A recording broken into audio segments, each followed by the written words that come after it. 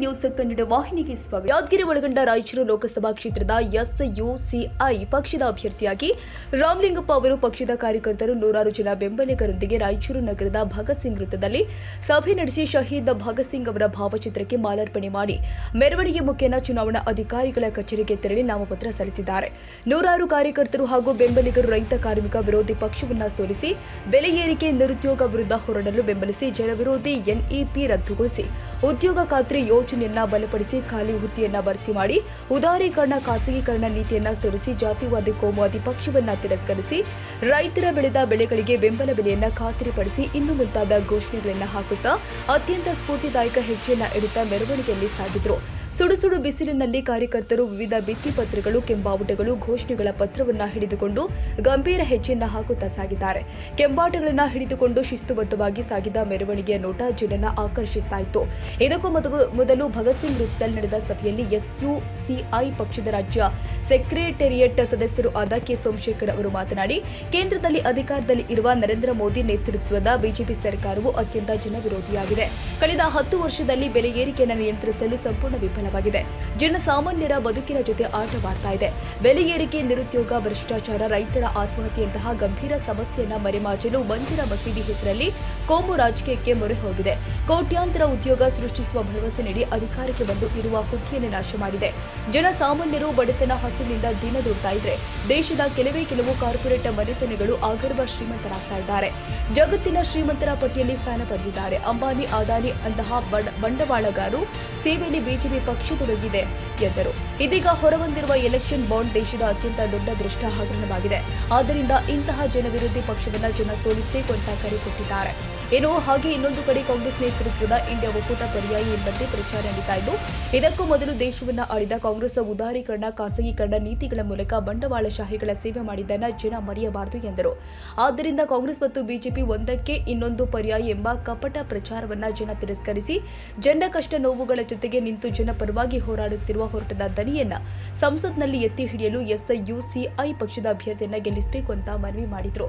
SUCI ಪಕ್ಷದ ಅಭ್ಯರ್ಥಿ ರಾಮಲಿಂಗಪ್ಪ ಮಾತನಾಡಿ, ರಾಯಚೂರು ಮತ್ತು ಯಾದಗಿರಿ ಜಿಲ್ಲೆಯಲ್ಲಿ ಕೃಷ್ಣಾ ಮತ್ತು ತುಂಗಭದ್ರದಂತಹ 2 ನದಿಗಳು ಹರಿತಾ ಇದ್ದರೂ 2 ಜಿಲ್ಲೆಯಲ್ಲಿ ಕುಡಿಯುವ ನೀರಿಗೆ ಬರವಿದೆ. ಈ ವರ್ಷದ ತೀವ್ರ ಬರಗಾಲದಿಂದ 2 ಜಿಲ್ಲೆಯ ಜನ ತತ್ತರಿಸ್ತಾ ಇದ್ದಾರೆ.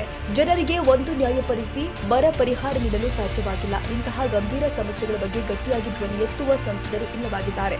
ಬರಗಾಲದಿಂದ ಕೆಲಸ ಇಲ್ಲದೆ ಜನ ಗುಳೆ ಹೋಗ್ತಾ ಇದ್ದಾರೆ. ಗುಳಿಯನ್ನ ತಡೆಯಲು ನರೇಗಾವನ್ನ ಬಲಪಡಿಸಬೇಕಾಗಿತ್ತು. ಆದರೆ ಕೇಂದ್ರದಲ್ಲಿ ಅಧಿಕಾರದಲ್ಲಿ ಇರುವ ಬಿಜೆಪಿ ಸರ್ಕಾರ ಗ್ರಾಮೀಣ ಉದ್ಯೋಗ ಖಾತ್ರಿ ಯೋಜನೆ ಕೊಡುತ್ತಿರುವ ಅನುದಾನವನ್ನ ಕಡಿತ ಮಾಡುತ್ತಾ ಬಂದಿದೆ. ನಮ್ಮ ರಾಜ್ಯದ ಕಳೆದ 4 ತಿಂಗಳ 950 ಕೋಟಿ ನರೇಗಾ ಅನುದಾನವನ್ನ ತಡೆ ಹಿಡಿದಿದೆ.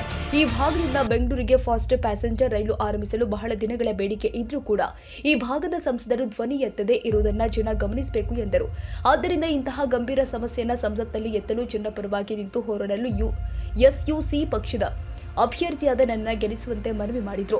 ಯಾದಗಿರಿ ಜಿಲ್ಲಾ ಸಂಘಟನಾ ಸಮಿತಿಯ ಜಿಲ್ಲಾ ಕಾರ್ಯದರ್ಶಿಗಳು ಆದ ಡಾ ಶರಣಗೌಡ ಗೂಗಲ್ ಅವರು ಮಾತನಾಡಿ, ಬಿಜೆಪಿ ಮತ್ತು ಕಾಂಗ್ರೆಸ್ ಜನರ ಸಮಸ್ಯೆಗಳಿಗೆ ಪರಿಹಾರ ಯೋಜನೆಯನ್ನ ರೂಪಿಸುವ ಪಕ್ಷಗಳಲ್ಲ, ಅಧಿಕಾರಕ್ಕಾಗಿ ಜನರನ್ನ ಎತ್ತಿ ಕಟ್ಟುವ ಪಕ್ಷಗಳು.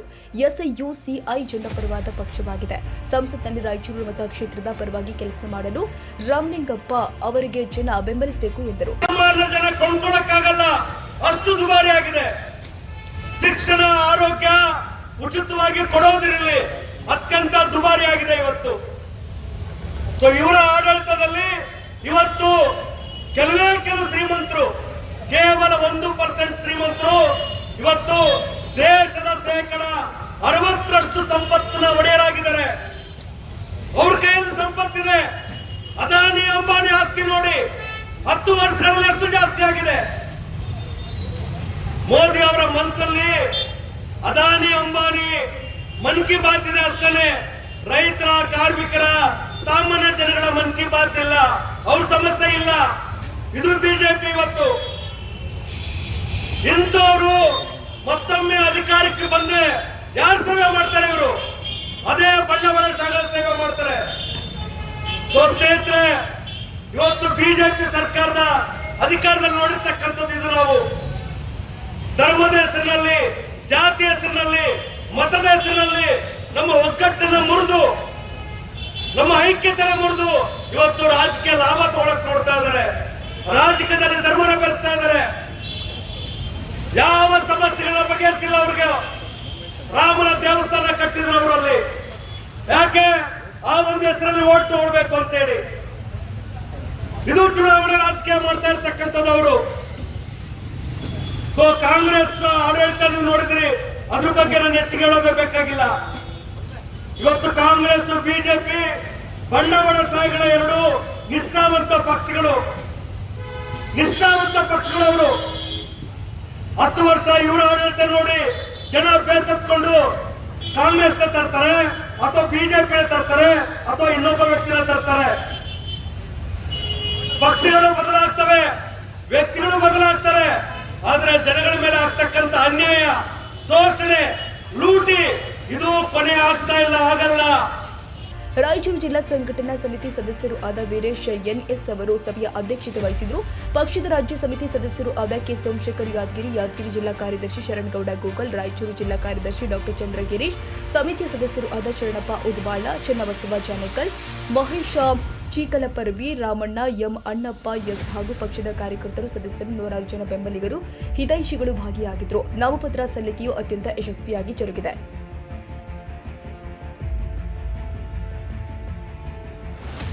ತಾಜಾ ಸುದ್ದಿಗಾಗಿ ಎಂಟಿವಿ ನ್ಯೂಸ್ 24/7ಗೆ ಸಬ್ಸ್ಕ್ರೈಬ್ ಮಾಡಿ ಮತ್ತು ಬೆಲ್ ಐಕಾನ್ ಅನ್ನು ಒತ್ತಿ. ತಪ್ಪದೇ ಲಿಂಕ್ ಶೇರ್ ಮಾಡಿ.